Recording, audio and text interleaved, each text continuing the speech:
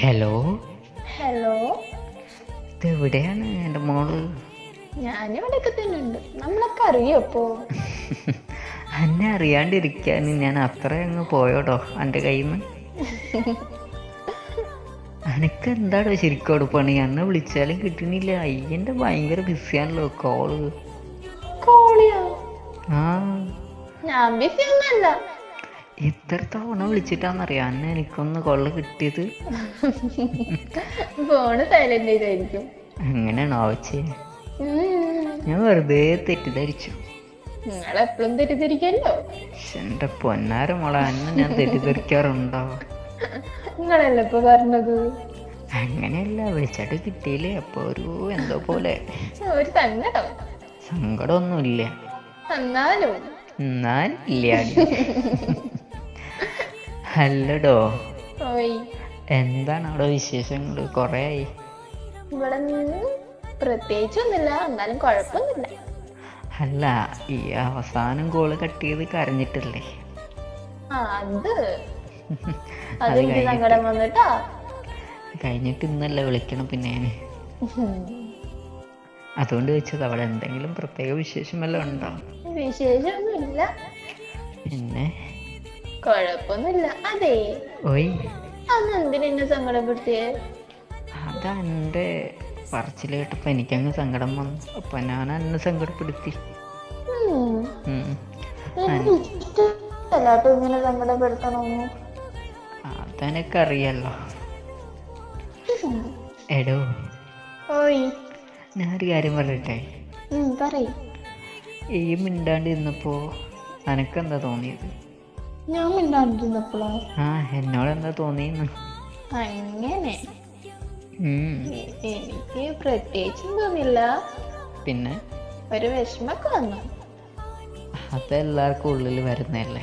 മിണ്ടാണ്ടിരിക്കുമ്പോൾ എല്ലാവർക്കും വിഷമം വരുമല്ലോ. ഞാനതല്ല ചോദിച്ചത്. പിന്നെ ഞാൻ 2 ദിവസം എന്നോട് മിണ്ടായിരുന്നില്ല. അപ്പം എനക്ക് എന്താ എന്നെ കുറിച്ച് മൈൻഡിൽ വന്നത്? നിങ്ങളെ കാണാൻ തോന്നി, പിന്നെ നിങ്ങളോട് ദേഷ്യം വന്നു. ഇത്രയേ ഉള്ളൂ. ഇത്രയൊക്കെ ഉള്ളു. എനക്ക് തോന്നിയ എന്താണെന്നറിയോ? എന്താ? എന്നെ വേണ്ടാന്ന് വെച്ചു. വേണ്ടാന്ന് വെച്ചിരുന്നാ? ഞാനാ? ആ, പിന്നെ ആരെയാ? അതൊരിക്കലും സംഭവിക്കത്തില്ല. അതെന്താടോ?